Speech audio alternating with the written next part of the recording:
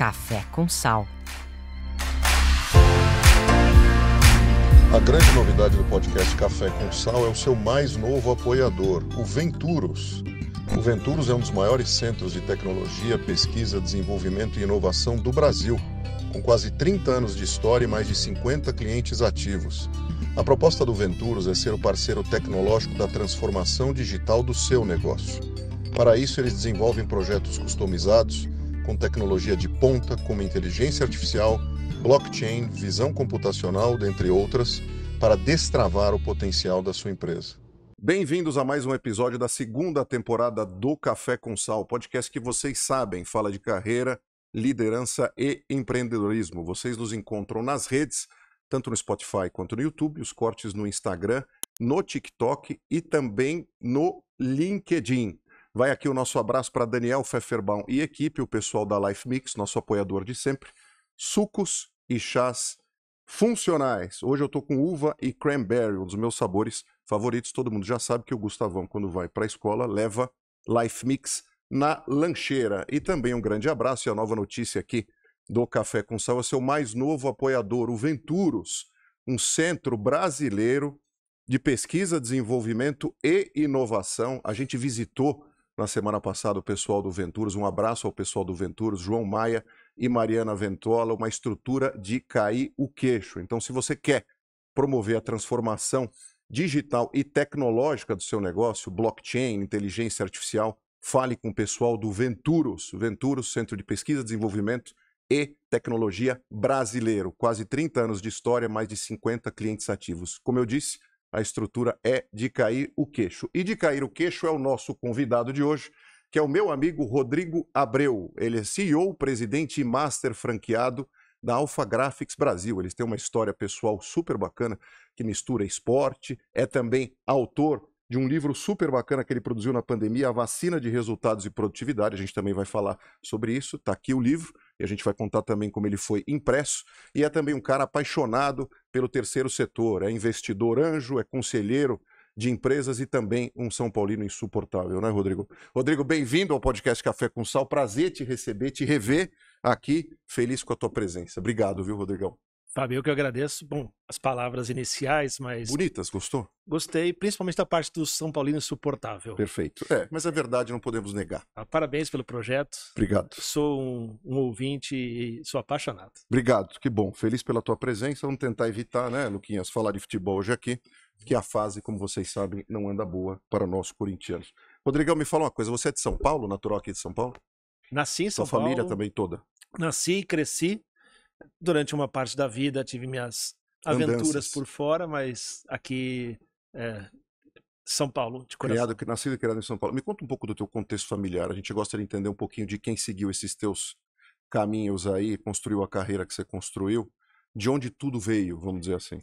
Vem de uma família empreendedora de gerações. Então meus pais, né, meus 3 irmãos, meus 2 irmãos e uma irmã, crescemos num mundo empreendedor, no dia a dia. Então é curioso que a gente o envolvimento com o mercado de trabalho começa ajudando a família nos negócios desde a idade do Gustavo, do Gabriel, Sim. do Fernando, a gente já estava envolvido nos negócios da família. E quais eram esses negócios? Principalmente, o negócio principal era uma rede de papelarias tradicional, aqui principalmente em São Paulo, que era a Abreu Papelaria, que era a empresa familiar, que levava o sobrenome da família. E teus pais trabalhavam na papelaria? Como é que funcionava essa dinâmica? A família toda era voltada para a papelaria. Eu te pergunto isso porque eu tive família de farmacêutico. Uhum. E a família toda vivia ali, vamos dizer assim, com a barriga no balcão da farmácia do vovô Júlio. A história já começa com o meu avô. Então, o meu pai depois assume um negócio que já tinha algumas décadas. E aí, com o espírito dele empreendedor, de inovação, e a coragem de empreender, ele acaba conseguindo escalar o negócio. Você já nessa idade, vamos dizer assim, cedo, já olhava na dinâmica, vamos dizer assim, de liderar o negócio ali das papelarias? Como você falou de inovação, etc e tal. Algumas atitudes, um olhar mais empreendedor naquele ambiente? Você já estava com o radar ligado para isso? Você tem lembranças vívidas dessa época? Eu tenho ótimas lembranças, até porque uma das inspirações que os meus pais buscavam era em viagens internacionais. Então, ele conseguia trazer para cá implantação de projetos inovadores que não existiam no Brasil, desde a forma de exposição de produtos, na forma de atendimento, na forma de posicionar a marca. Então já existia uma grande inspiração nessa época. Papelaria sempre tem uma coisa muito, acho que é emocional pra gente, né? Que lembra muito a época da escola. Por exemplo, uma das épocas que eu mais me sentia animado, nem todo mundo fica animado para volta às aulas, vamos falar português, claro, né? Às vezes é só para rever os amigos, né? Mas se tinha uma época legal do volta às aulas, é ir até a papelaria para, no começo de ano, você fazer teu material novo, comprar lápis, caneta, borracha, caderno, esquadro e aquelas coisas, papel vegetal, lembra dessa coisa? Isso me deixava bastante estimulado. Você vivia muito isso com a criançada que frequentava lá? Como é que é? Eu vivia, mas eu confesso que quem explodia nessa época de alegria talvez fosse a minha irmã, Tua irmã? a Fernanda, porque você imagina a quantidade de coisinhas, de quinquilhariazinhas, de papéis de cartas, de todos os personagens possíveis. Então eu creio que assim, eu me diverti bastante, tinha as melhores lapiseiras, os cadernos mais bonitos, tudo certo. Mas eu tenho certeza que ela se divertiu bem mais do que Você eu. falou de papel de carta, né? Eu nunca mais vi. Será que é porque eu não sou pai de menina? Existe ainda papel de carta? Você que está no ambiente gráfico, não? Ainda fazem isso? Que era uma loucura isso na nossa infância. Faz, e você sabe que na própria Alpha Graphics a gente tem, pensar em papel de carta, existe os temas infantis, mas as próprias empresas em termos de corporação, e o mercado de luxo é um dos mercados que mais consome papel de carta. É? Dá um exemplo. Pode ser um welcome kit, a compra de um produto, vai com um envelopinho bonitinho, vai com um cartão com uma bela tipografia. Então, existe toda uma comunicação visual que o papel cada vez mais vem ganhando voltando a ter essa importância de um mundo às vezes tão frio na relação digital. Verdade. Você receber um mimo físico, uma caixinha bonitinha, com envelope bonitinho, com uma carta bonitinha, manuscrita, o consumidor tem visto mais valor. Verdade, sem dúvida. Tanto que a gente vê, inclusive nas postagens, né, no ambiente digital, o pessoal manifestando carinho e surpresa quando recebe um negócio desse. E pode ser na entrada pode ser num check-in de um hotel, pode ser na chegada de produtos de um e-commerce. Não vem simplesmente o produto, Verdade. sempre vem algo a mais. Sim, verdade. E isso é físico. Fato. Olha só, bem observado. E me fala uma coisa, você nesse ambiente familiar, então, vivendo, claro, as dores e as delícias do empreendedorismo, né? Você já tinha projetado cedo o que você queria para a tua vida, ou você era um jovem como eu que simplesmente estava vivendo a vida, experimentando coisas diferentes, caminhos diferentes para depois definir? Como é que isso aconteceu na tua vida? A tua corrida profissional, vamos dizer assim.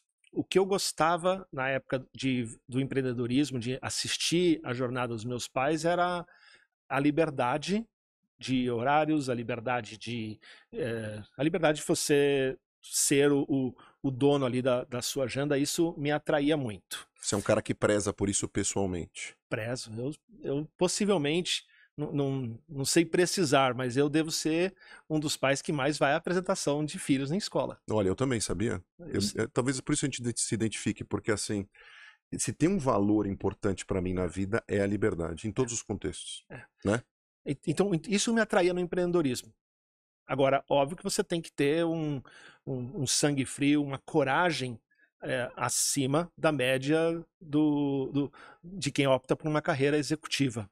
Agora, o curioso é que eu me seduzia por isso, mas eu não virei empreendedor por isso. Eu virei empreendedor por necessidade.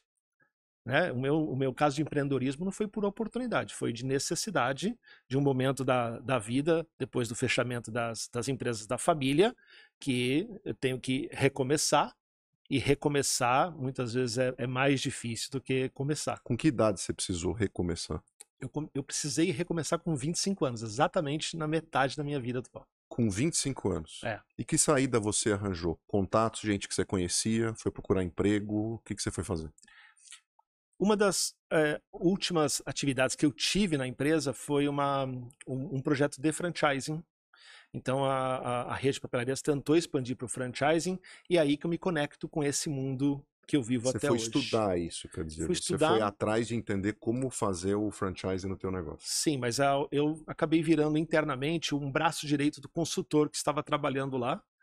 Um senhor muito agradável, tenho ele no meu coração, Milton Jimenez, que foi quem ao projeto acabar, a empresa acabar e a gente tendo que começar, foi a primeira pessoa a me estender a mão e me chamar para trabalhar com ele. A gente já tinha uma convivência diária, ele gostava do jeito que eu conduzia os projetos. Então, naquele momento, eu virei consultor de franchise. Que legal. Então, assim, como você era o braço direito dele, obviamente, tu fornecia todas as informações do negócio que um consultor, quando está, vamos dizer assim, mergulhado num negócio que ele precisa avaliar, entender, levantar em números, vendas e tudo mais. Você era o cara que trazia essas informações, interagia com ele o tempo todo, e esse cara acabou vendo valor no teu interesse, no teu serviço, na tua troca, e aí te chamou para trabalhar com ele. Olha só. Exatamente. E no franchising tem uma característica, que franchising, dos principais pilares é a transferência de know-how. Então, o processo você tem que manualizar, desenhar e manualizar processos para depois eles serem escalados, foi uma das atividades que eu acabei melhor desenvolvendo. E por ter tido uma convivência prática do dia a dia, a minha leitura de manuais era muito voltada para o que funcionava no dia a dia. Então, esse foi o olhar que ele enxergou de uma pessoa, um possível consultor no mercado que entendia de operação. Que legal. E aí você te chamou para trabalhar com ele. Como é que era a estrutura dele? Era você e ele? Como é que era? Vocês dois só? Só nós dois. E aí vocês iam mergulhando em clientes para fazer a mesma anamnese, vamos dizer assim, fazer a mesma estruturação, revisão de processos e tudo mais. E aí é interessante que aí começa a abrir a minha mente. Quando eu vou para esse lado da consultoria e já entrando, então, fazendo parte já da Associação Brasileira de Franchising, já tendo alguns contatos, eu começo a entender de diversos setores. Porque na consultoria de franchise você acaba atuando em Claro, todos os ramos plural. de atividade. Então eu consegui ter esse aumento aí de conhecimento para poder pegar o meu conhecimento mais estratégico, tático, operacional e transformar em modelo de expansão para diversos ramos de atividade. Algum que você mais se identificou, independente da história que você seguiu, ou já estava escrito isso daí? Você sabe que o legal, eu vou responder, mas assim, o legal é que quando você está no franchising, você tem aquele microempreendedor que vai fazer um home-based franchising, um negócio pequenininho, e aí você tem redes de hotéis gigantescos. Então a gente fala de perfis de indústrias e de bolsos que cabe para todo mundo no franchising. E aí é naturalmente que naquela oportunidade ali aos 25 anos, eu me identificava muito com projetos que tinham a ver com experiência, com diversão, com mesmo casas, cervejarias, churrascarias, uma série de projetos que acabou me envolvendo, viagens. Imagino que você se divertia muito fazendo os trabalhos de campo com essa turma. Né? Me divertia. Como que você chegou no ambiente gráfico, de fato? Como isso aconteceu? Para definir um caminho, uma sequência para seguir. Tá. Muitas pessoas acham que a minha conexão de Alpha Graphics com gráfica tem a ver com papelaria. Não tem nada a ver. Nada a ver. Que é natural você imaginar, o cara trabalhava com papelaria, business familiar, virou consultor em função também disso e já migrou para Alpha Graphics assim. Não foi isso? Não foi. Foi depois do trabalho com o Milton Jimenez, eu fui para uma franqueadora. Foi um momento muito importante da minha vida que eu fui buscar inspiração fora de São Paulo. Eu queria mudar de ambiente, conhecer pessoas novas. Então eu fui para um projeto de franchising que a matriz era no Rio Grande do Sul, chamava uma rede de franquias de moda feminina chamada Gasoline na época. Gasoline? E era incrível o projeto, porque apesar da empresa ser no Rio Grande do Sul, a expansão toda era norte e nordeste do Brasil. E foi a primeira fast fashion do Brasil. Você imagina que ali em 98, 2000, os pedidos já eram feitos semanalmente pelos franqueados pela internet. Então, caramba, era uma coisa transgressor, absolutamente inovador e transformador para o setor. E eu participei desse projeto. Então, aquilo ajudou, fez com que eu viajasse o Brasil inteiro, praticamente todos os estados. Isso abriu minha cabeça de uma forma também excepcional, para você ver realidades diferentes do que a gente está acostumado em São Paulo, você entender regionalizações, o poder da adaptação dos negócios para cada microcidade no interior do Nordeste, por exemplo. Então, essa foi uma fase minha, nesse meu momento de reconstrução de independência, de morar sozinho fora e ter que viajar Brasil afora. Só que em algum momento eu resolvo voltar para São Paulo e tenho as portas abertas pela consultoria do Marcelo Scherto, do Grupo Scherto, que é a consultoria, uma das primeiras, uma das mais tradicionais do Brasil. E ali eu acabo ganhando uma vitrine muito grande no setor como consultor. Como eu caio no mundo gráfico. A Alpha Graphics, em 2004, ela resolve voltar a falar em expandir no Brasil. E Ela chegou no Brasil quando? ela chega em 1990. 90? Ela vai fazer 35 anos Caramba, agora. tudo isso. 35 anos. Então, eu fui convidado, Fábio, para fazer um projeto de replanejamento de expansão da Alpha Graphics no Brasil. Era um projeto que tinha até um começo, meio e fim traçado, e eu faço uma belíssima transição com calma no Grupo Scherto. Eu tenho muito respeito, ainda admiração a eles, relacionamento bom. E aí eu começo a minha carreira na Alpha Graphics. E aí vem onde a sorte, a oportunidade, a coragem começam a A encontrar. gente está falando de 2004. Como é que era o mercado gráfico de 2004? Que mercado você encontrou? Quais eram os principais, vamos dizer assim, produtos desse mercado? Eu vou voltar um pouco na história do mercado gráfico.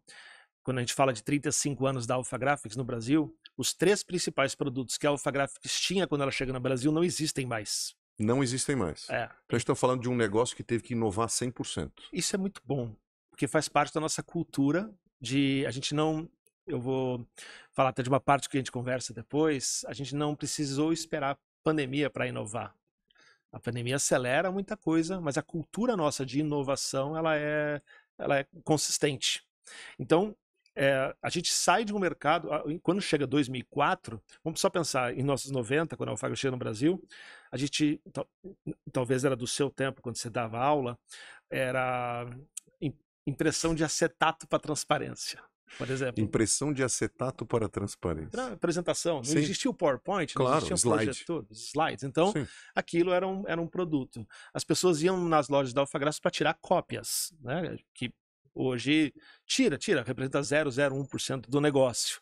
E a gente também tinha pessoas que nas nossas lojas enviavam fax, por exemplo. Sim. Não sei se é do seu tempo também. Claro que é do meu tempo. Aliás, eu me recordo do dia que eu estava no escritório e chegou, na verdade, passou um fax. E aí chegou do outro lado, essa expressão passar um fax do ponto de vista do business. Isso já virou piada e meme em outros tempos, mas a maioria do turma não vai pegar. Passamos um fax para o outro lado e aí a gente ligou para saber se tinha chegado lá do outro lado o fax. Aí os caras, não chegou, e a gente ouvia uma comemoração como se fosse um gol do Brasil do outro lado e a gente do mesmo jeito, chegou, era um milagre. Você chegar um papel lá, do mesmo jeito que foi, chegar do outro lado, enfim, era curiosíssimo aquilo. Sim.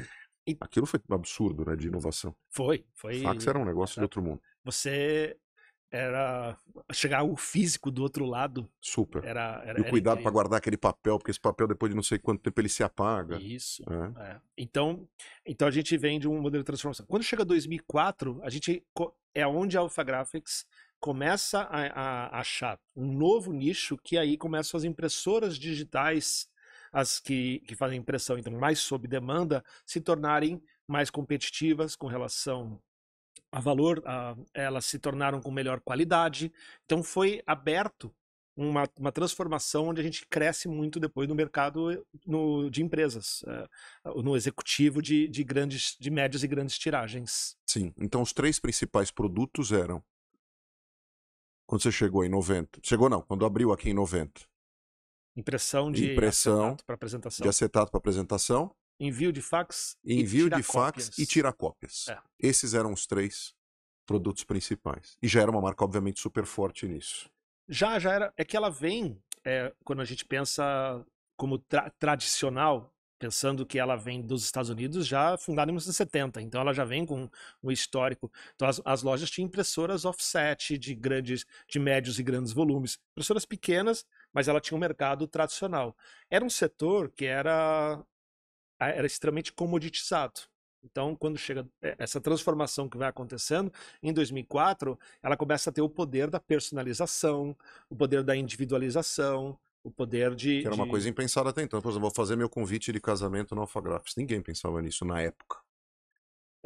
Agora, a gente passa a conseguir fazer isso, mas a impressão digital traz o poder da gente poder fazer qualquer uma das necessidades de forma personalizada e individualizada.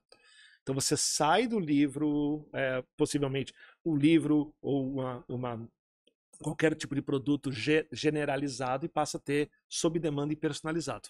É aí que a Alpha Graphics começa a ganhar tração. Por exemplo, pessoal, vocês que nos assistem aqui, nos ouvem, as telas aqui do Café com Sal foram impressas de forma obviamente customizada na Alpha Graphics. Esse é um exemplo disso.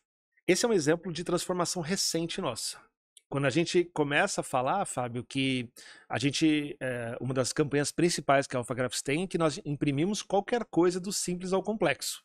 Quando a gente diz qualquer coisa, é literalmente qualquer coisa. Isso aqui, as telas que ela traz são de tecido, as canecas são de cerâmica, a mesa pode ser impressa, qualquer negócio pode ser impresso. Então, a gente hoje não tem mais limites de substratos para serem impressos.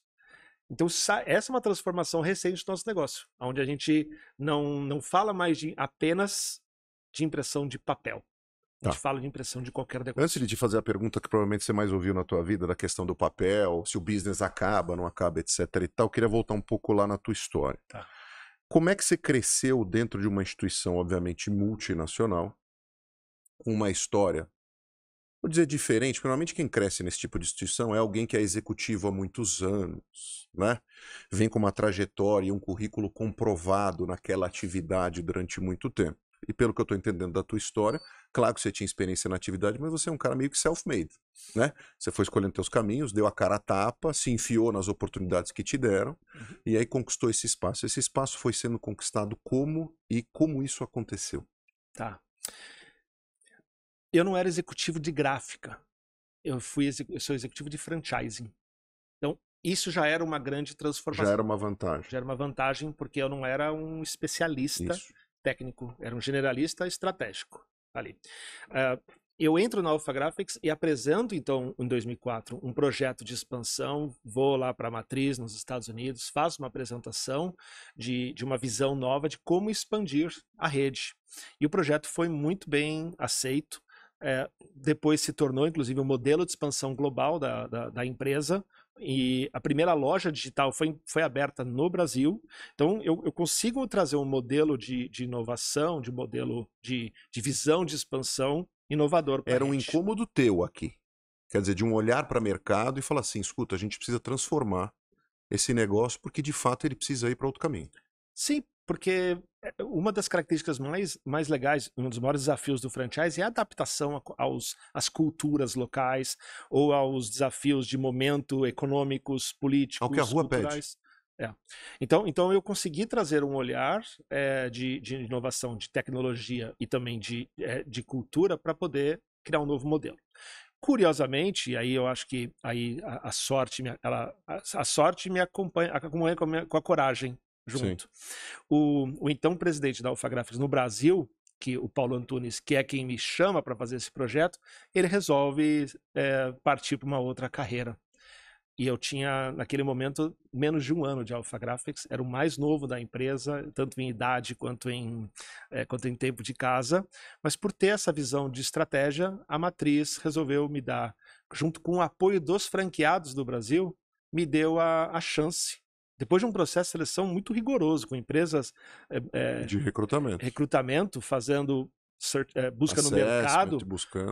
E eu participei como um concorrente ali interno e me deram a oportunidade. Então, naquele momento, no auge da minha maturidade, com 30 anos, eu recebi o desafio de liderar a empresa no Brasil. Quer dizer, você virou CEO da empresa com 30 anos. Isso. E o legal é que quando você se torna CEO de uma empresa americana ou estrangeira no Brasil, você naturalmente a empresa precisa ter um sócio brasileiro. Sim. E aí eu entro, então eu já tenho essa oportunidade de me tornar um sócio. Você se lembra exatamente desse dia? Totalmente. Como é que foi? Bom, eu vou fazer um paralelo trágico com o passado. Sim. Você lembra que eu venho, então, de uma empresa que fecha. Sim. E uma empresa que fecha, e o Brasil nunca foi um lugar muito friendly para quem vem de uma quebra ou de uma falência, onde o seu, sem me vitimizar, eu não Claro. sou desse, mas naturalmente, assim, você ter durante muitos anos um CPF cancelado, de você não poder ter conta em banco, de você ter uma série de coisas, aumenta um pouco o tamanho dos sarrafos que eu tinha que passar. Claro. Quando eu sou Do teu convidado, esforço.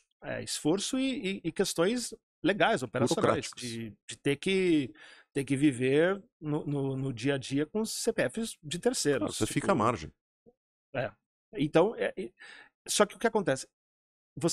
Quando eu sou convidado a essa posição e teria que então virar sócio, muita coisa do passado vem à tona. Os fantasmas. Os fantasmas que não eram fantasmas que eram desconhecidos, porque a minha vida, as pessoas sabiam da trajetória, mas quando você vai para uma parte de se tornar sócio, tem algumas obrigações que o passado fez com que eu tivesse que limpar, investir para conseguir ter uma liberação para voltar a ser sócio. Então eu quase que, eu posso dizer, eu comprei uma participação na empresa, fazendo uma limpa do passado, só que com o aval deles, acreditando na minha na cultura que eu estava implantando, na minha visão de negócios, No teu potencial. no meu potencial.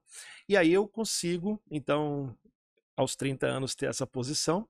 E a empresa no Brasil, junto com os franqueados, com o time que eu montei na franqueadora, conseguiu crescer bastante. E aí eu ganho a oportunidade de virar diretor internacional.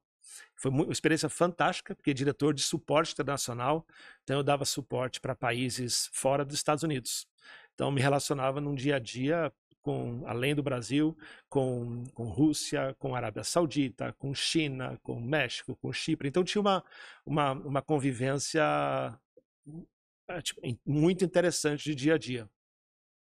Depois eu me torno vice-presidente global de marketing e inovação. E aí, Fábio, o legal, o desafio foi que durante 4 anos, eu fui para os Estados Unidos, mas eu continuei com a posição de presidente no Brasil. Então eu ficava 15 dias nos Estados Unidos e 15 dias no Brasil. E 15 dias nos Estados Unidos não era Miami, era Salt Lake City. Então foram momentos frio incríveis. Danado. Frio, 8 meses, 7, 8 meses. Uma cultura que, assim, dentro de toda... Assim como no Brasil, os Estados Unidos é um país também de diversas culturas, até pelo tamanho, né? Ele é esticado horizontalmente, não verticalmente como o Brasil, mas acho que ele tem essas mesmas questões. Salt Lake City e Utah é um ambiente também que tem uma cultura também muito própria, né? Por questões do clima, por questões religiosas, talvez uma maneira diferente de fazer negócio. Então, de fato, você entrou num ambiente bastante diferente, né? Da cultura, pelo menos, que você vivia aqui e da maioria dos americanos. E aí o presidente na época da Alpha Graphics, uma pessoa também que eu tenho uma gratidão incrível, Kevin Cushing, ele vê o meu potencial, me dá essa oportunidade e, de novo, essa coragem de aceitar ficar uma vida nômade em avião para lá e para cá era desafiadora. Para quem está te dando linha, vamos dizer assim, te dando essa pista, tem um quê grande de coragem, como você mencionou. Mas no íntimo, como funciona, ou como funcionou a tua cabeça? Porque assim, você sabe que eu vivo de entrevistar muita gente, interagir com executivo, etc e tal. Muitas vezes você vê pessoas que tinham certeza do merecimento daquilo, estavam 100% preparadas para aquilo. E óbvio que tem que ter uma dose de coragem, né? Talvez um pouquinho de loucura, foram e abraçaram a oportunidade. Como é que foi particularmente contigo? Teve medo, teve ansiedade, teve essa questão do merecimento? A gente já falou um pouco das questões do passado, mas como foi esse processo para você? Até porque muita gente que a gente vê também no mercado não faz muito de forma suave, não estou aqui dizendo que foi suave a tua transição. A posição de ser um executivo para ser chefe de todo mundo, vamos brincar aqui, líder, né? Essa palavra hoje não é tão legal, mas líder, né? Você virar líder de todo mundo de uma hora para outra e começar a ser um influenciador, usando termos atuais também, do ponto de vista da maneira como se faz negócio, de uma região que talvez não sei se era tão protagonista assim, do ponto de vista global, como é que foi? O Rodrigo em si. Primeiro que, pegando a experiência do passado, a vida ela já tinha batido forte em mim. Então do chão não passa. eu já vinha com uma casca de experiência, do papel que eu assumi, inclusive, na época do fechamento das empresas, que eu tinha, então, uma maturidade para tratar eventuais adversidades que eu estava tranquilo com relação a isso. Eu não tenho mais, naquele momento, principalmente, não tinha medo de tomar risco para nada. Tá? Era abraçar oportunidades. E fazer, naquela época, topar desafios que ninguém topa. Eu acho que é uma das melhores formas de se crescer, de demonstrar coragem é isso. Mas talvez uma das expressões que você usou, eu posso confessar aqui que em nenhuma dessas oportunidades que eu abracei, eu estava 100% preparado. Não estava. Não estava. Só que eu aceito a oportunidade e eu acho que o mundo hoje é tão dinâmico. O mundo hoje é tanta inovação que a gente tem que se preparar, trocar as nossas rodas e nossas asas enquanto a gente está voando. Não dava para esperar. Então, vou dar um exemplo simples, de uma forma generalista. Eu não tinha um inglês fluente quando eu aceito a posição de ser presidente da Alpha Graphics no Brasil. Só que eu aceito e peço o desafio. E aí passa 4 meses estudando noites e noites. Aí são escolhas que a gente faz.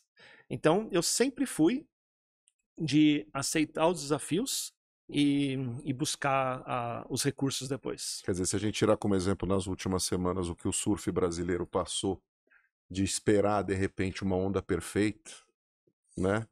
Às vezes a gente vai ficar só esperando, né? Sem crítica nenhuma aos atletas, pelo contrário, acho que tem a ver com esporte, né? Muitas vezes você vai ter que pontuar e tirar suco, vamos dizer assim, de uma onda menor. Ou entender que se vai vir aquela onda, que seja essa onda, né? Não existe gol feio, feio é não fazer o gol. Mas nessa de preparação, e de novo, e fazendo uma conexão com a minha história anterior, de ter a casca mais forte e tudo, eu consegui, e ter conseguido se levantar, eu não dei espaço para vitimismo, não deixei espaço para coitadismo, eu entendia que o meu futuro dependia do que estava ao meu alcance, do que estava no meu controle. E ter também depois uma visão global de negócios, de ter convivido com vários países, é uma das histórias até recentes que eu mais gosto, que a gente não, na Alpha Graphics a gente usa uma frase interna que justifica explicação, afasta da solução. A gente tem, por qualquer adversidade que tem no dia a dia, a gente acha uma desculpa, acha um culpado para alguma coisa e tal. Terceiriza. Sempre. E se a culpa é minha, eu boto em quem eu quiser. Fábio, eu aprendi que hoje a gente faz parte de um grupo geral que são 58 países. Eu não tenho margem para arranjar desculpa por qualquer problema. Eu não vou colocar a culpa hoje nos meus problemas no câmbio, eu não vou botar a culpa no governo, eu não vou botar a culpa em absolutamente nada que eu não tenho controle, principalmente questões macroeconômicas, de negócio, porque eu tenho 58 países para comparar, e nesse momento tem um que está em guerra com outro país, tem outro que está em guerra civil, tem um outro que está com o presidente afastado, tem um outro que está... Então, assim, sempre você vai encontrar alguém... Então, a gente tem uma cultura de não chorar, de não ficar... Cara, o que tem que ser feito para a gente conseguir? O que está no nosso controle, o que está no nosso alcance? Isso tem um cheiro de filosofia estoica, né? E quando a gente fala de estoicismo, o teu livro, que é A Vacina de Resultados e Produtividade, ele tem aproveitando aqui as palavras do próprio livro, uma injeção, né, de muito disso que você falou. Vou te fazer uma pergunta que é extensa, mas que de repente toca em alguns pontos ao mesmo tempo. Queria entender primeiro o teu processo de fazer esse livro. O quanto isso resvala na cultura Alpha Graphics, e muito do teu depoimento que você falou agora, e o quanto isso tem a ver com a linha de produtos e de inovação que a Alpha Graphics alcançou hoje. Porque acho que isso é materialização também de tudo isso, né? Aqui, pessoal, A Vacina de Resultados e Produtividade. É um livro delicioso, o Rodrigo já vai comentar com a gente, porque você pode consumi-lo de diversas maneiras, assim como eu o fiz. Como diz outro, você lê, você tem personagens divertidos, você tem tirinhas ao final dos capítulos que retomam um pouco do que são as tais das vacinas, né, ou vacininhas, como ele mesmo apelida, e você consome também, como eu fiz, por vídeo no Spotify. Então é uma maneira maravilhosa de você consumir as informações via papel, via áudio e via vídeo. né? Videobook, coisa que eu nunca tinha feito. Então foi um processo muito divertido. Mas me conta. Eu gosto de brincar que é um livro que você pode ler, ouvir, assistir ou só ver figurinha se quiser, que tá Sim, tudo bem. para todos os momentos. Por isso que ele pode ficar bem na cabeceira. E com textos atemporais. Eu Verdade. trago a lição, Fábio, para escrever o livro, da filosofia estoica. Eu tive contato há 8, 10 anos e vi muita conexão com a forma como eu construí como eu consegui reconstruir minha carreira, minha vida pessoal, e eu falei, poxa, tem alguma conexão aqui. Então aquele negócio assim, eu já era estoico e não sabia. Você já era estoico e eu não sabia.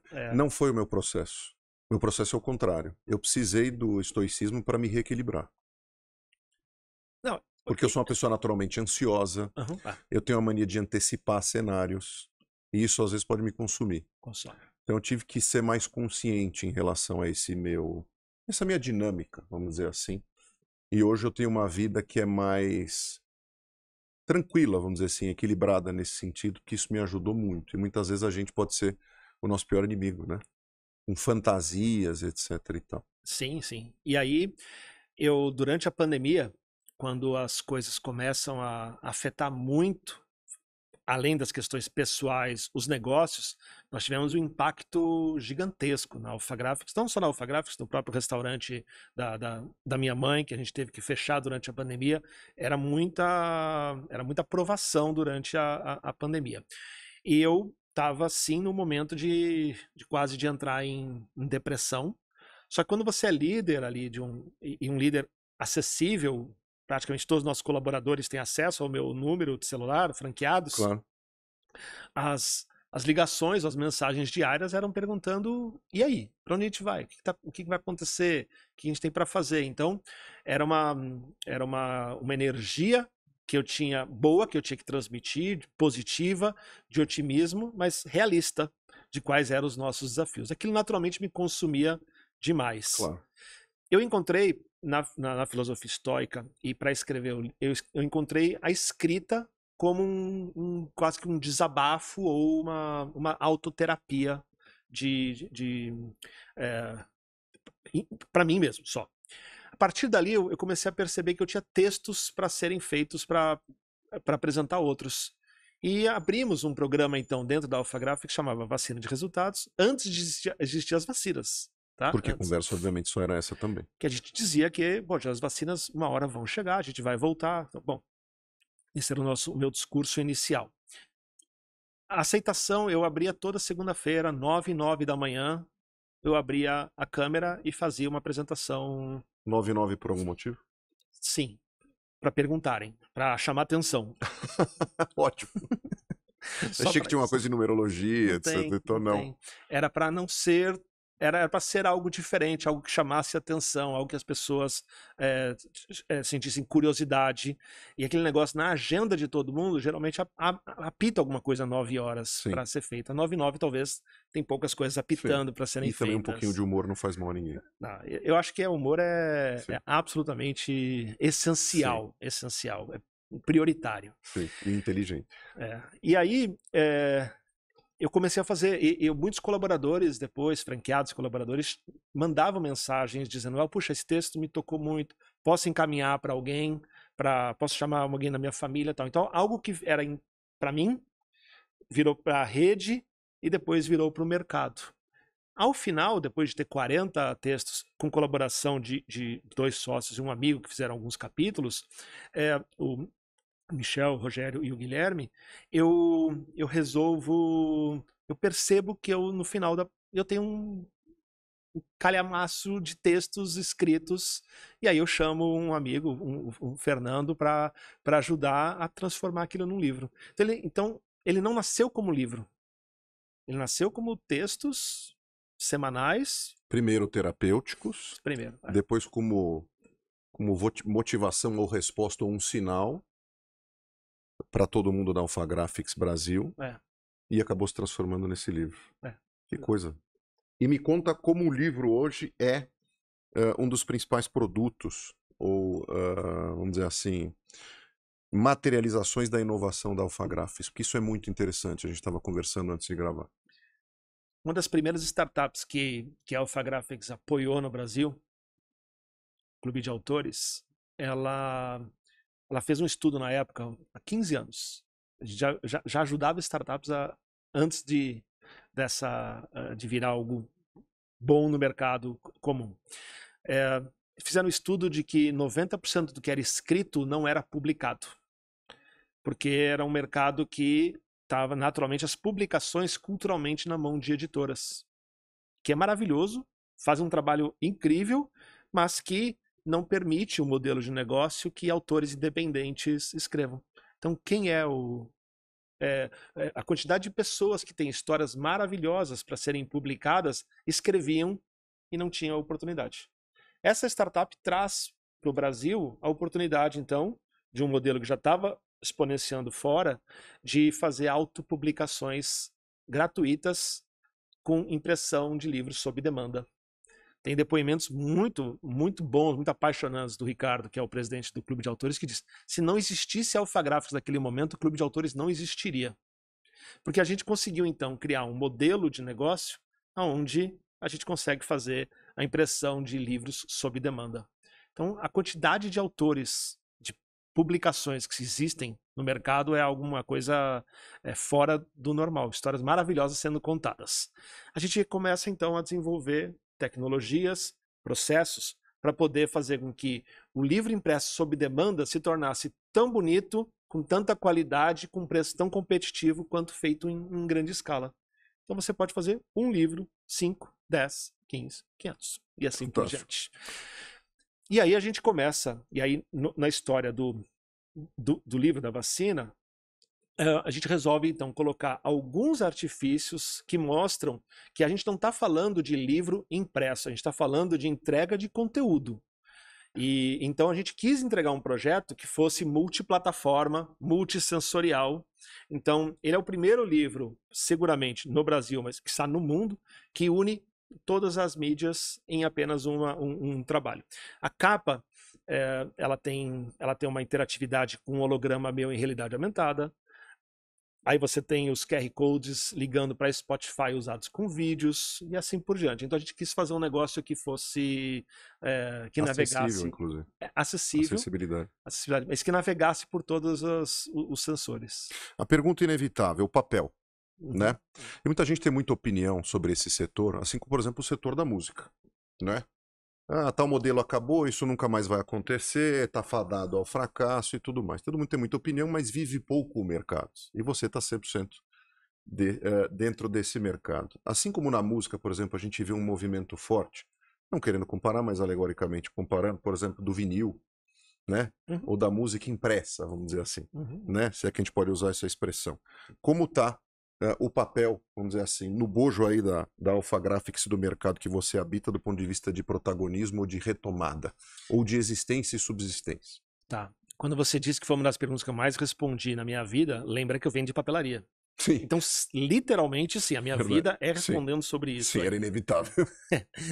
Naturalmente, Fábio, como qualquer setor, tem coisas que deixam de ser impressas, coisas que deixam de ser relevantes sendo impressas. O nosso desafio é sempre encontrar aonde está a nova onda, trazendo agora para o surf. Sim. Quando eu digo que a gente hoje imprime qualquer coisa, inclusive impressão 3D, eu já não estou mais limitando ao papel. Agora, falando do papel específico, vamos pensar agora no Gabriel, no Gustavo, nossos filhos, que durante a pandemia tiveram a vida 100% digitalizada, tudo por iPad, por celulares, e agora um movimento de muitas escolas proibindo iPads e celulares. Sim. E voltando para o impresso. Porque é muito claro que para o mercado, por exemplo, a educação, é muito claro que você ter ali a escrita à mão, a leitura, o poder de concentração, o poder de entendimento, tudo isso... De gravar os conceitos. Sem distração. Isso é neurociência. Não sou neurociência, eu adoro o assunto. Então, a absorção. Não é à toa, né? Tá aí. Que eu anoto. Então, e o seu poder de absorção quando você anota é muito maior do que digitando ou principalmente guardando na cabeça. A gente pergunta assim, poxa, quando você faz a introdução aqui do Café com Sal, etc. Então, raramente eu preciso gravar novamente, mas por quê? Porque eu passo pelo processo de escrever o que eu vou falar. E eu escrevi uma vez, está na minha cabeça. Pronto, agora você imagina para nossas crianças. Sim. Então o cérebro é informação. Isso é uma parte. A segunda parte que eu digo a gente vive, eu vou falar do país, mas isso estende-se ao mundo, que você imagina todo mundo andando com iPads e celulares com conteúdos, existe um acesso econômico e tecnológico para isso, existe internet para todo mundo, então tem um monte de questões reais do dia a dia. Fato. Você não vai imaginar num transporte público todo mundo usando um iPad. Então tem o poder do conhecimento, existe o poder do acesso à informação, e aí tem uma outra parte que é a parte que para mim talvez é uma das mais importantes, falando de Alpha Graphics, que é a tangibilidade dos negócios. Né? A quantidade de comunicações, a quantidade de coisas que a gente recebe no dia a dia, você, no final do dia, você não tem mais ideia do que você recebeu de informação. Então, o tangível, a caneca é um presente tangível, um caderno personalizado é um presente tangível. Fato. Como disse o Zé Securato aqui, da São Paulo, falou que a gente vive um momento da obesidade da informação. É isso a expressão que ele usou. É ótima, essa expressão não conhecia, mas a tese que a gente usa desde 2008, que a gente responde essa pergunta há muito tempo, a gente usa a tese do Thomas Davenport, que é a economia da atenção. E só piora isso. A gente tem cada vez menos tempo e mais informação chegando em nós. E a absorção cada vez mais rasa dos conteúdos. Então, como chamar atenção? Então, você vai fazer amanhã um investimento imobiliário. Como é que você leva para sua casa para mostrar para sua família aquela possível planta ou material? Não é através de um e-mail, de um PDF que chega. Ou mesmo você vai fazer um curso numa escola, numa universidade, um MBA. Qual o valor você dá se você receber todos os materiais só por PDF ali bonitinho? Ou se você recebe uma bela de uma caixa com... Então, a tangibilidade e o poder de poder personalizar cada um dos materiais, a pessoa se sentir mais exclusiva, mais feita para ela traz com que a Alpha Graphics o próprio diploma, né? A própria medalha, a gente está falando de Olimpíada, né? Imagina se fosse algo virtual, como é que é? NFT? NFT. Legal, etc. Mas assim, não é legal aquela simbologia de botar uma medalha no teu pescoço. Você reparou você levar para casa aquilo. Agora você reparou que os atletas estão ganhando junto com a medalha? É um pôster, né? Um pôster. Sim. É um pôster que ele vai fazer o quê quando chegar? Ele vai enquadrar. Vai enquadrar. Aliás, essa semana eu falei com uma das pessoas que está lá tá em Paris. Sim. Ofereci para todos os atletas brasileiros que ganharam medalha, eu ofereci a gente poder enquadrar para eles a medalha e o pôster. E o pôster. Para eternizar aquele momento. Sim. Então você tem, eu não tenho dúvidas, quando eu falo de novo da tangibilidade, a foto do Medina espetacular, premiada, você pode ter um papel de parede. Quantas impressões vão ser feitas naquela foto? Exatamente. Infinidade. Então eu uno assim, a defesa que eu faço do papel tem a questão de absorção de conhecimento, tem a questão do poder de interagir com qualquer outro negócio e principalmente a tangibilidade. Falando de franquias um pouco, o ambiente da franquia está também no centro do ambiente do empreendedorismo. 100%. Né? Ele é um empreendedorismo, não vou dizer diferente, mas ele é de certa forma assistido, porque tem aquela transferência que você falou de conhecimento. Né? O que é determinante para alguém, independente do setor, ser um franqueado de sucesso? Porque tem muita gente que se confunde, né? Tem muito caso, por exemplo, eu já vi casos na minha vida de gente que foi lá, se aposentou, agora vou ser um franqueado de tal business e o cara não dá certo. Apesar de ser um business que comprovadamente naquele ponto, com aquela metodologia dá certo, etc. e tal. O que do ponto de vista humano você precisa abarcar para que você seja um franqueado, por exemplo, de sucesso? São vários pontos. Do lado do franqueador, o que ele tem que fazer? Basicamente, o franchising tem 3 pilares muito claros: marca, processos e transferência de know-how.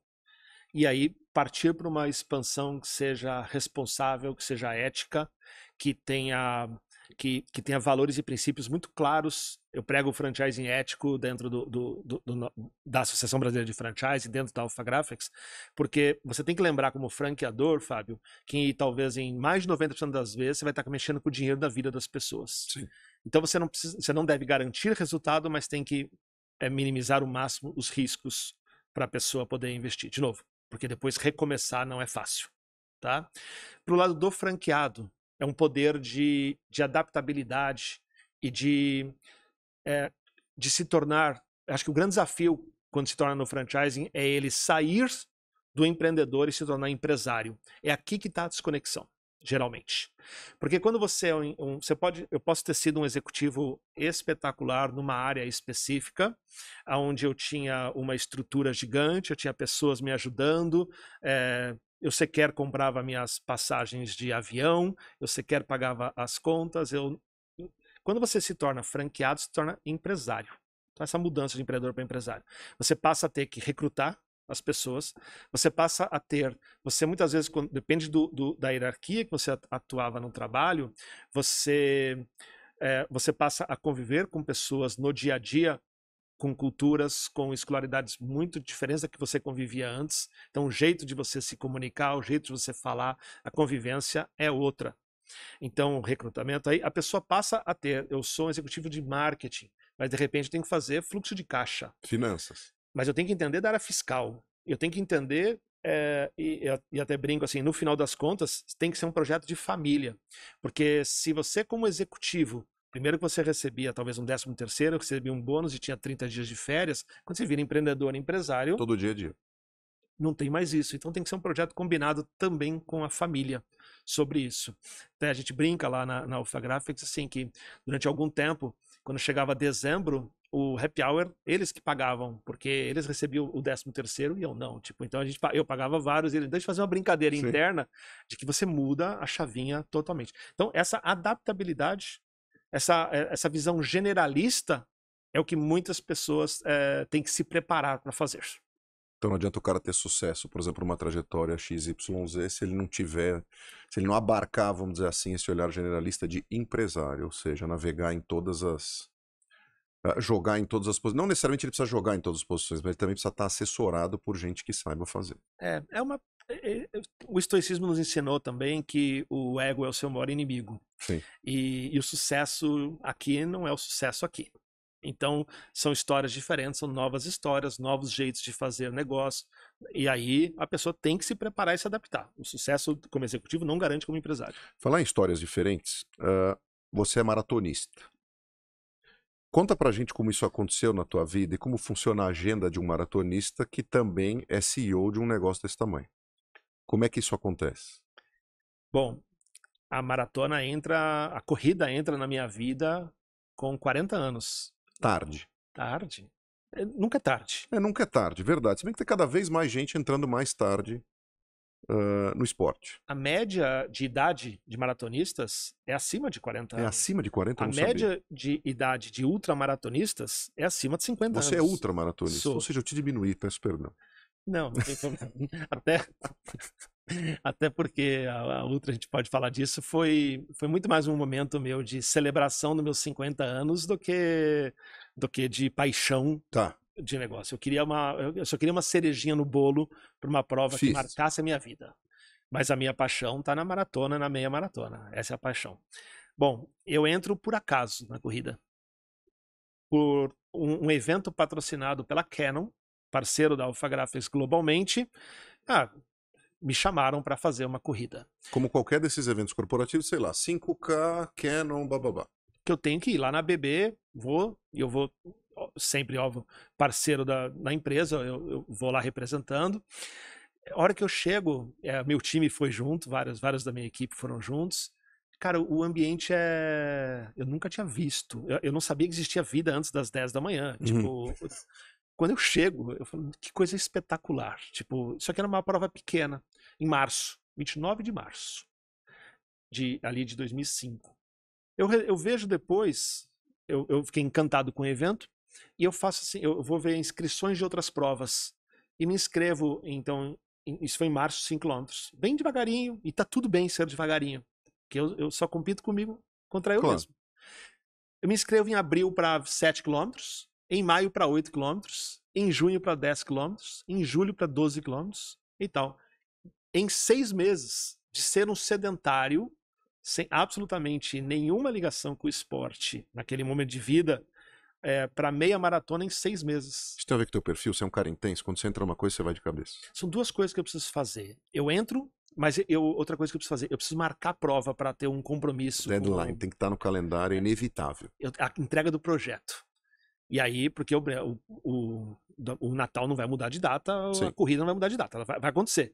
Eu tenho que me preparar para aquilo. volto a falar aquela conexão que a gente fez antes. Eu não estava preparado para o desafio, mas ao marcar, ao aceitar o desafio, eu me preparo. Então, tendo a confiança e a segurança de que eu vou cumprir os passos do caminho. Você muda a tua alimentação, você muda a sua rotina, você abre mão de muitas coisas. Então, você entra num mundo novo e você abre mão de muitas outras coisas. Mas isso faz parte de qualquer negócio nosso, na nossa vida.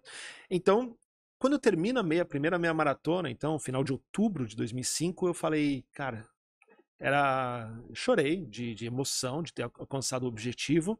Só que aí eu pensei, eu vou tentar a próxima. E aí a próxima é a maratona. E aí em 2017 eu fiz a primeira maratona. E aí eu fui indo, fui entrando em novos desafios, não de distância, mas desafio eu fiz um desafio dois desafios em 2019 que foram maravilhosos. Um que chama na Disney, chama Desafio do Dunga. Desafio do Dunga? Eu acho que o Dunga é meio louco, né? Meio louco. É um desafio que você faz as 4 provas da maratona da Disney em dias seguidos. Você faz 5 km na quinta, 10 km na sexta, 21 km no sábado e 42 no domingo. Você tá brincando? Aquilo foi espetacular, porque você uniu uma paixão, a família toda presente, claro. Une uma paixão, a corrida 2019 já era parte da minha paixão, com um ambiente assustadoramente maravilhoso são os parques. Então, aquele ambiente todo acontecendo. Depois então esse é um desafio muito legal que eu fiz, que aí eu vi que é só treinar, é só se preparar. Depois em junho eu faço o desafio da Cidade Maravilhosa, foi espetacular, que é de 21 no sábado, 42 no domingo, lá no Rio de Janeiro, num solzinho agradável. Sim. Agora, o legal foi que o 42, e eu tenho uma mania, todo ano eu elejo o melhor dia do ano. Todo ano eu elejo qual foi o melhor dia do meu ano. Né? Eu adoro fazer isso, adoro. Tipo, e aconteceu nessa maratona do Rio de Janeiro, no dia do 42 quilômetros, que eu ajudei durante a corrida toda a levar um deficiente físico mental na cadeira de rodas dele. Foi espetacular, uma experiência assustadora.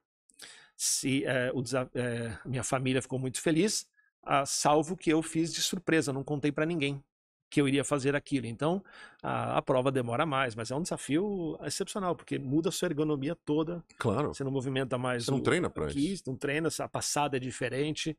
Então, eu sempre estou buscando... O que eu passei a fazer, Fábio? Na corrida, eu passei a buscar novas experiências, para não ser... Porque eu não vou correr contra o tempo, eu não tenho o objetivo de... Não é essa a ambição. Minha ambição não, são novas experiências. Então, tem mais umas excelentes planejadas para frente. E a ultramaratona? O que ela tem de diferente da maratona? É outro esporte. Outro esporte? É outro esporte. Que é terreno? O que é? Bom, essa ultramaratona, para você fazer um circuito, nesse caso, de 75 km na praia, você passa por todos os terrenos. Então, uma prova que teve larga em Bertioga, vai até Juqueí e volta para Bora Bora. Pelo litoral. Pelo litoral. Então, a gente fez são 300 pessoas ali que conseguem se inscrever para essa prova, tem que apresentar testes cardio específicos e assim por diante. Aí você larga em areia dura, mas depois você vai para meio que pântano, depois você vai para asfalto, depois você vai para areia fofa, depois você vai para serra. Então tem todos os tipos que loucura. 75 quilômetros? Mas é espetacular. Quando é o próximo no calendário? Você já tem tua data marcada para a próxima aventura, né? Eu tenho quase marcada. Eu estou voltando em uma cirurgia agora, então é importante dizer isso. 45 dias sem treinar, você volta para estaca zero. Zero. Eu acredito que isso é qualquer coisa da nossa vida. Qualquer coisa que eu parar de estimular, pode ser no cérebro, pode ser alguma coisa, não que volte algumas coisas para o zero, mas qual a diferença? A diferença é que eu volto fisicamente para o estágio zero, mas mentalmente eu sei que eu consigo. Então, possivelmente, eu falei ontem em casa, eu disse assim, a hora que eu voltar daqui a 45 dias a treinar, eu vou marcar a próxima maratona. Então, aí geralmente eu consigo me preparar em 6 meses e me preparo para uma maratona. Você vai entrar naquela dieta brava. Aí eu entro, aí é foco. Foco. Fala uma coisa, quando você tem tempo para beber de conhecimento, onde você bebe? Livros, vídeos, séries, o que você tem consumido ultimamente? Posso dar de dica para o pessoal que nos assiste? Além do café com Além sal? do café com sal. Tá. Bom, eu acho que eu faço uma expressão lá, é assim, eu tiro férias todos os dias. Tipo, eu acho que a tal da vida equilibrada é quando você consegue fazer. Eu estudo todos os dias. Então eu acordo e durmo ouvindo um podcast. Geralmente é um podcast. Eu acordo com um podcast ligado a negócios e durmo com algo ligado a espiritual. Olha só. Tipo, meio que dá aquela relaxada. Sim. Muita coisa naturalmente de estoicismo ou outras coisas mas questões espirituais. É o que eu faço de alimentação.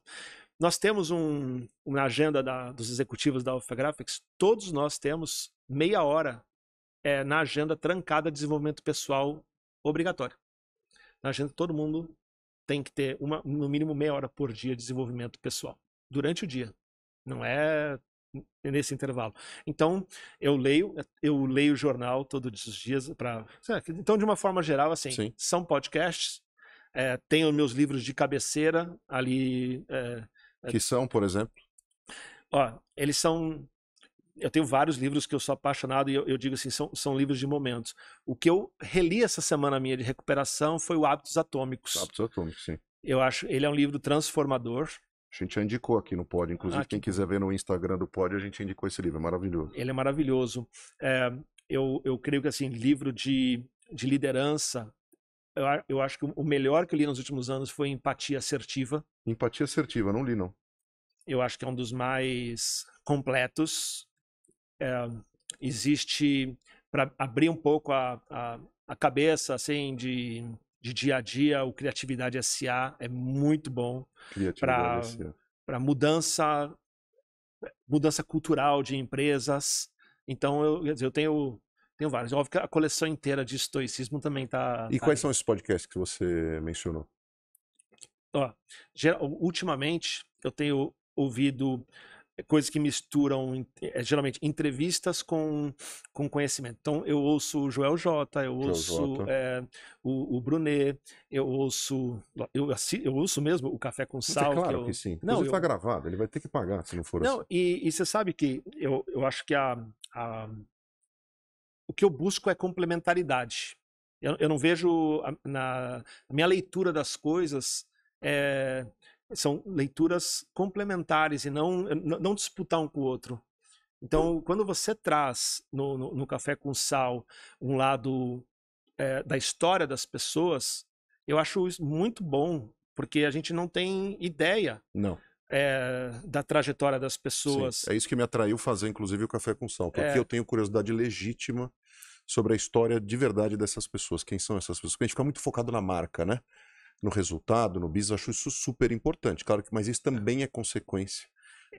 Mas é como pensar na Olimpíada. Sim. Tipo, pro cara ganhar ali agora, o Caio ganhar a medalha de prata na marcha atlética, na 4ª Olimpíada dele, como que foi isso? O que foi mais fascinante? A prova em si ou o relato que ele deu depois da prova? O relato. Aquilo é preciosíssimo. E pega qualquer outra. Onde eu citei num exemplo... Rebeca, Isaquias, qualquer um. Fábio, eu citei ontem um exemplo. Tem hoje um cubano que ele vai, possivelmente, no wrestling, ali na luta greco-romana, ele possivelmente vai ganhar a 5ª medalha de ouro. A 5ª medalha não é a 5ª, em 5ª edição separada. Possivelmente hoje, se ele ganhar, é o recorde. 5 Olimpíadas diferentes. E no Brasil, a gente tem um caso também... eu citei ontem um Rodrigo Pessoa. Sim, que inclusive passou para a final. É a 8ª Olimpíada dele.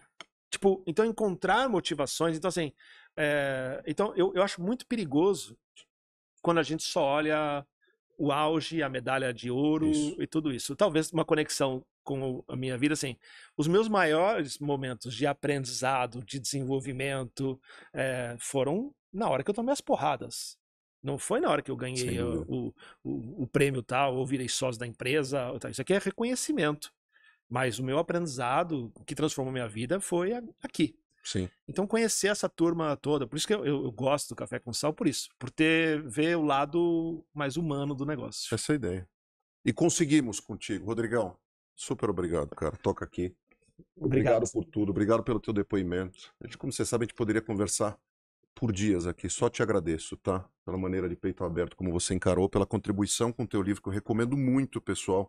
A Vacina de Resultados e Produtividade, não só pelos temas, que me levaram muito ao que eu, obviamente, passei na pandemia, mas os desafios do meu negócio e da minha própria cabeça, mas da maneira inovadora como você pode interagir com o conteúdo. Então, de novo, cara, super obrigado pela tua presença. Pessoal, obrigado a vocês também pela audiência aí com o Café com Sal.